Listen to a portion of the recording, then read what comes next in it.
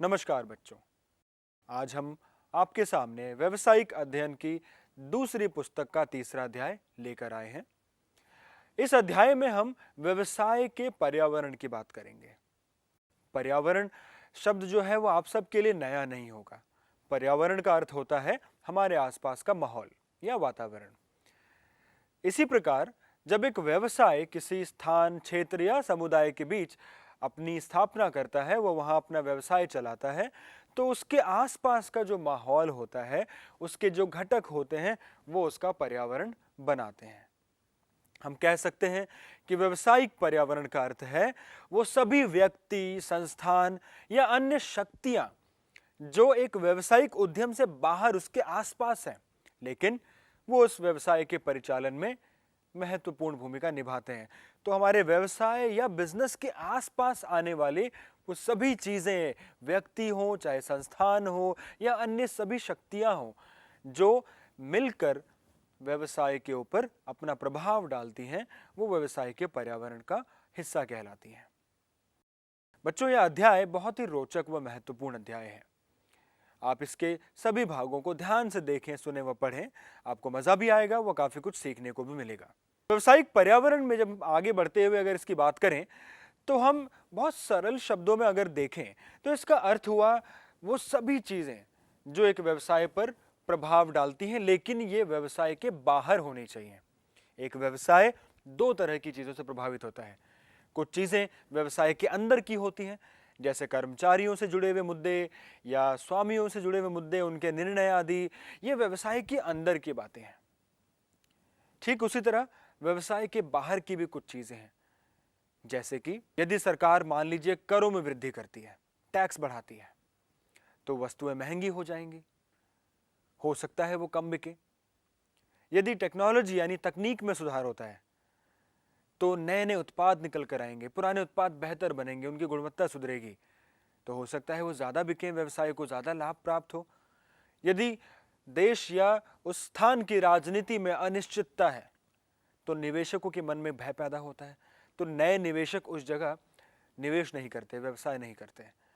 यदि फैशन में या उपभोक्ताओं की रुचि में कोई परिवर्तन आता है, तो बाजार में हो सकता है वर्तमान उत्पादों की मांग में कमी हो जाए। ऐसी कई चीजें हैं जो व्यवसाय से बाहर होती हैं, लेकिन व्यवसाय को प्रभावित करती हैं। इन सभी चीजों को हम व्यवसाय का पर्यावरण कहते हैं। तो फिर से एक बार अगर हम देखें कि व्यवसाय का पर्यावरण उन चीजों से मिलकर बनता है जो व्यवसाय के नियंत्रण से बाहर है, लेकिन वो उस पर प्रभाव डालती हैं। तो बच्चों, ऐसी चीजों की विशेषता क्या हो सकती है, यानी व्यवसायिक पर्यावरण की क्या विशेषता है? जो अभी चर्चा हमने की, यदि आप उससे ही कुछ बातों को निकालें, तो आपके सामने पर्यावरण की कुछ विशेषताएं निकल कर आएंगी। जैसे सबसे पहली बात जो बार बार निकल कर आ रही है, वो यह है कि व्यवसायिक पर्यावरण बाह्य शक्तियों की समग्रता है। यानी व्यवसाय के पर्यावरण में जो भी चीजें या घटक आती हैं, वो व्यवसाय से बाहर की होती है और उन सबको मिलाकर ही व्यवसायिक पर्यावरण बनता है। इसलिए हम कहते हैं कि पर्यावरण बाह्य शक्तियों की समग्रता है। अब दूसरी विशेषता यह है कि इनमें से कुछ शक्तियां व्यवसाय दर व्यवसाय भिन्न होती हैं। ये शक्तियां व्यवसायों के लिए विशिष्ट शक्तियां होती हैं। वहीं कुछ चीजें ऐसी हैं जो एक क्षेत्र या एक उद्योग के सभी व्यवसायों के लिए समान होती हैं। यानी कि ये शक्तियां दो प्रकार की होती हैं, विशिष्ट व साधारण। अगर उदाहरण लिया जाए, मान लीजिए एक व्यवसाय है, उस व्यवसाय के जो ग्राहक हैं, जो उसके क्रेता हैं, वो उससे जुड़े हुए विशिष्ट घटक हैं। क्योंकि वो उस व्यवसाय के क्रेता हैं, तो वो दूसरे व्यवसायों से जुड़े हुए नहीं हैं। तो क्रेता या व्यवसाय के जो सप्लायर हैं, जिनसे व्यवसाय अपना सामान खरीदता है, वो भी उस व्यवसाय विशेष के विशिष्ट घटक हैं। वहीं दूसरी तरफ उस पूरे क्षेत्र या उस उद्योग से जुड़ी हुई सरकारी नीतियां, समाज की रीतियां, इस तरह की चीजें वहां के सभी व्यवसायों पर असर डालेंगी, तो वो साधारण शक्तियां हो गई। यानी कि ये पर्यावरण की शक्तियां कुछ विशिष्ट होती हैं जो हर व्यवसाय की अपनी जुड़ी हुई शक्तियां होती हैं, जबकि कुछ साधारण शक्तियां होती हैं जो सभी प्रकार के व्यवसायों को प्रभावित करती हैं। तीसरी विशेषता यह है कि इन शक्तियों में, इन सभी चीजों में आंतरिक संबंध होता है।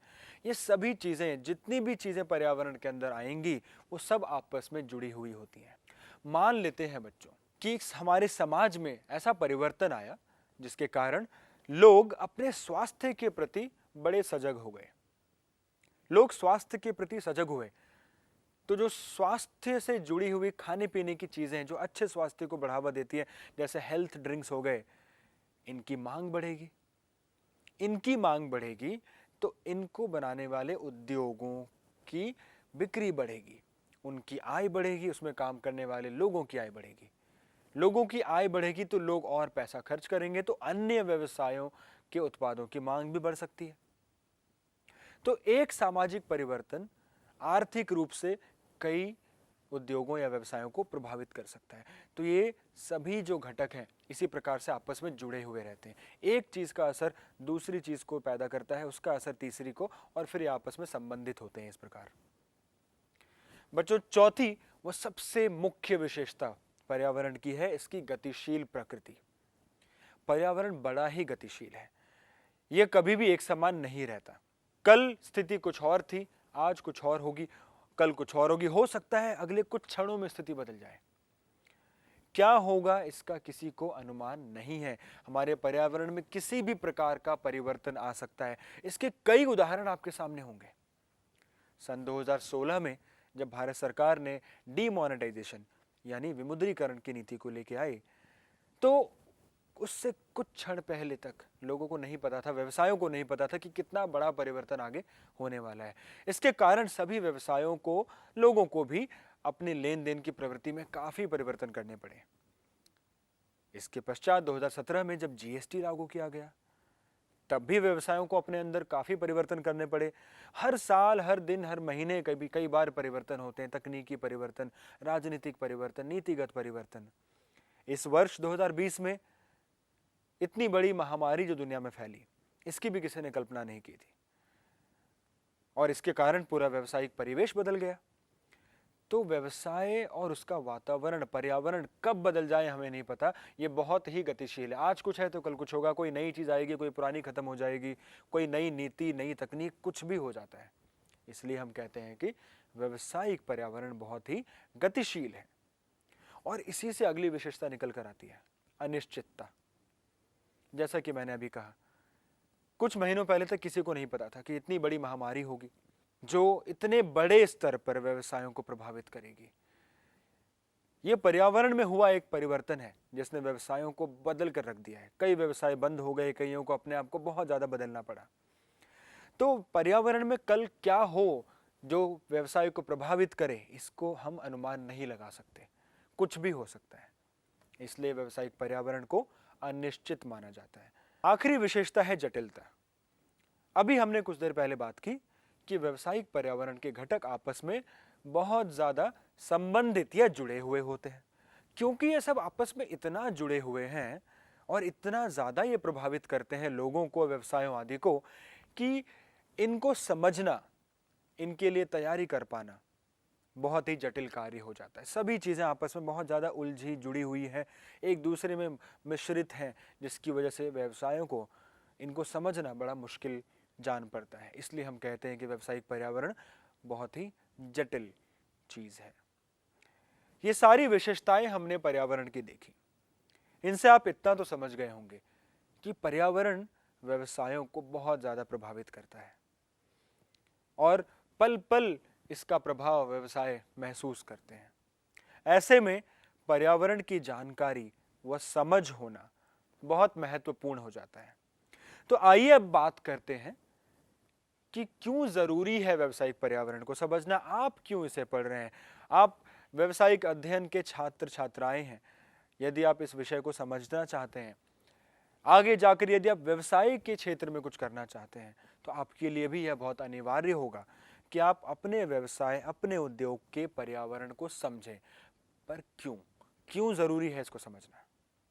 बच्चों, सबसे पहली बात तो यह है कि जिन व्यवसायों या जिन प्रबंधकों को अपने पर्यावरण की समझ होती है, वो अपने व्यवसाय के लिए संभावनाएं या अवसर जल्दी पहचान पाते हैं।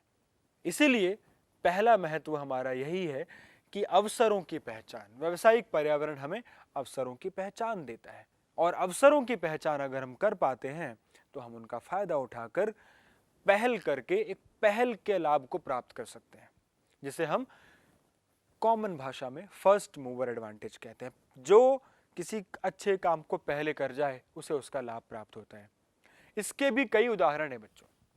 वर्ष 2016 में जब विमुद्रीकरण या डीमोनेटाइजेशन की नीति आई, तो कुछ कंपनियां थीं जिन्होंने इससे जुड़े हुए अवसर को पहचाना। उन्होंने डिजिटल पेमेंट यानी इंटरनेट की सहायता से, तकनीक की सहायता से भुगतान की प्रणालियां विकसित की। ऐसी कई कंपनियां हैं जिनके ऐप आप सब यूज करते हैं, सभी इनका उपयोग करते हैं। ये कंपनियां इतनी बड़ी कंपनियां आज बनी क्योंकि उन्होंने 2016 में प्राप्त हुए उस अवसर को पहचाना, पहल की। इनमें पहल करने वाली सबसे बड़ी कंपनी पेटीएम थी, जो आज इतनी बड़ी कंपनी बन गई क्योंकि उस वक्त इसने पहल की और एक अवसर को पहचाना, उस अवसर को पहचान कर लाभ उठाया और इस मार्केट में पहले कूदी। तो यदि हम अपने आसपास के पर्यावरण में होने वाले परिणामों या बदलावों को अच्छे से समझते और जानते हैं तो हम उसका फायदा उठा सकते हैं और अपने व्यवसाय को उसके लाभ दिला सकते हैं। लेकिन वहीं इसका दूसरा महत्व यह है कि जहां एक तरफ हमें अवसर पहचानने में मिलते हैं, वहीं दूसरी तरफ पर्यावरण की समझ हमें खतरे की पहचान भी करवाते हैं।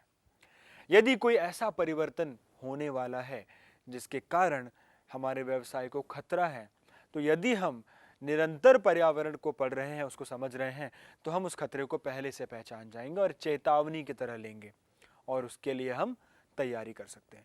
यदि हमें लगता है कि कोई तकनीक बदलने वाली है, हमें लगता है कि समाज में लोगों की रुचि या फैशन में कोई परिवर्तन आने वाला है, तो हम अपने उत्पादों को उसके अनुरूप पहले से ढाल सकते हैं, ताकि इससे पहले कि दूसरी कंपनी या दूसरे व्यवसाय हमसे आगे निकलें, हम उसके लिए तैयार रहें और हम आने वाले खतरे या बदलावों से खुद को बचा सकें, उनका सामना कर सकें।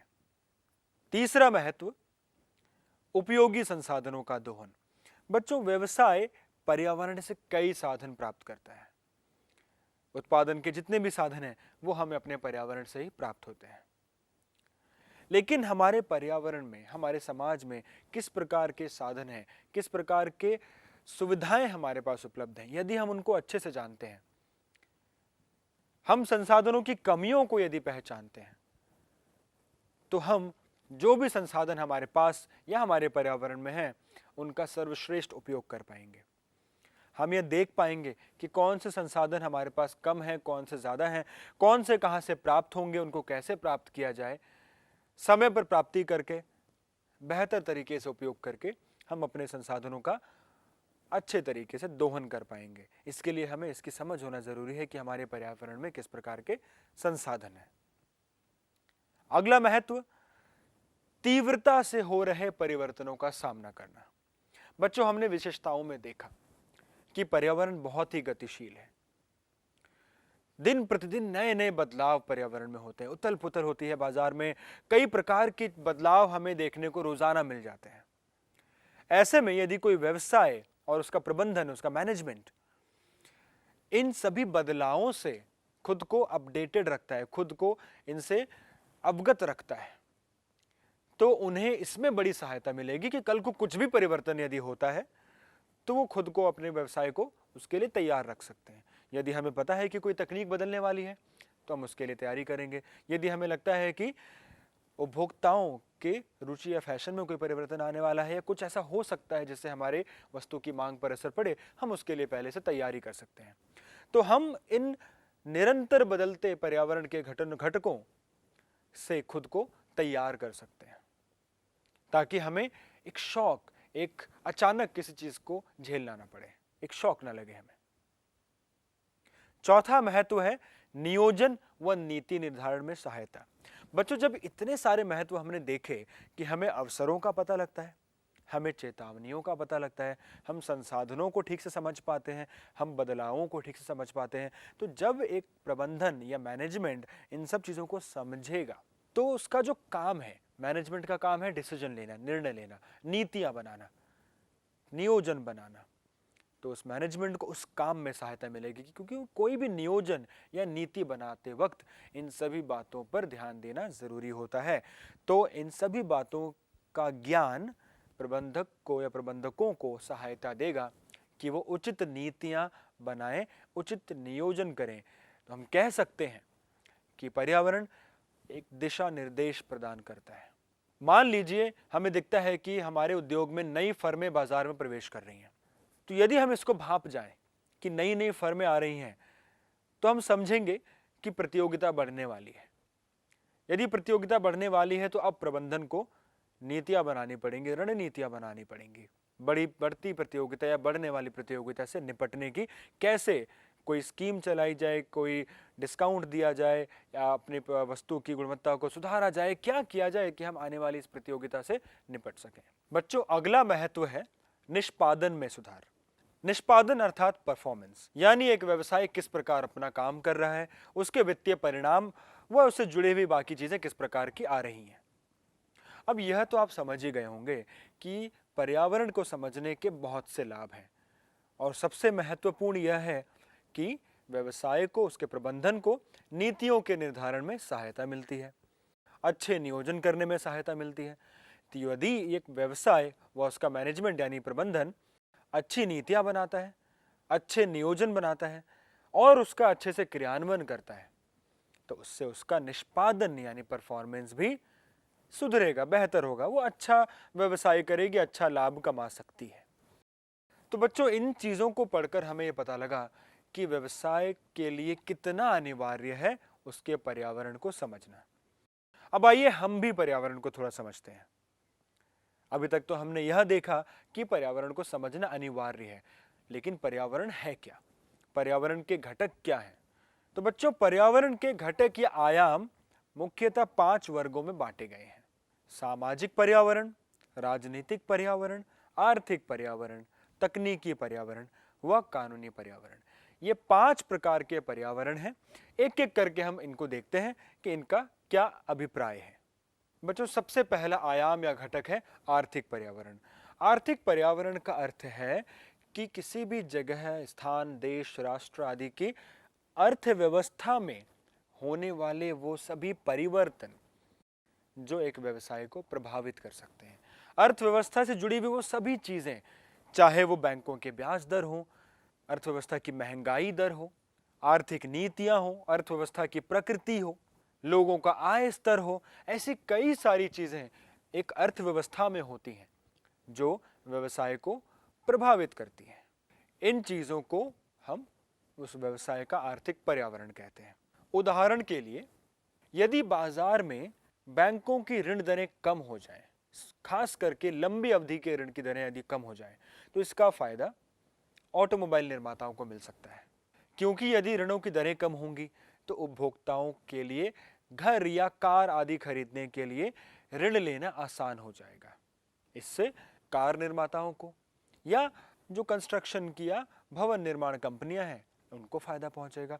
इसी प्रकार यदि देश का जीडीपी या सकल घरेलू उत्पाद बढ़ता है, उसमें वृद्धि होती है, तो लोगों की आय भी बढ़ेगी, खास करके उनकी प्रायोज्य आय यानी वो आय जिसे वो खर्च करते हैं वो बढ़ेगी।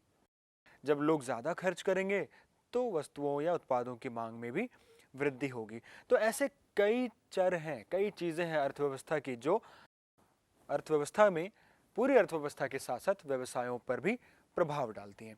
इनमें से कुछ मुख्य चरें आपके सामने आपके स्क्रीन पर होंगी, एक बार उन पर नजर डालते हैं। तो बच्चों, जैसा कि आप देख सकते हैं, कुछ ऐसे मुख्य चर इस प्रकार हैं: भुगतान शेष वो विदेशी मुद्रा में संचय में परिवर्तन, बचत व निवेश की दर, आयात निर्यात की दर, अर्थव्यवस्था में निजी व सार्वजनिक क्षेत्र की क्या भूमिका है, परिवहन सुविधाओं का विस्तार, संप्रेषण यानी सूचना या संचार सुविधाओं का विस्तार, अर्थव्यवस्था में मुद्रा की क्या आपूर्ति है। तो ऐसे कई मदें होती हैं जो आर्थिक पर्यावरण के पहलुओं की तरह काम करती हैं और वह अर्थव्यवस्था में व्यवसायों को प्रभावित करती हैं। बच्चों, इसके बाद पर्यावरण का दूसरा आयाम है सामाजिक अर्थव्यवस्था।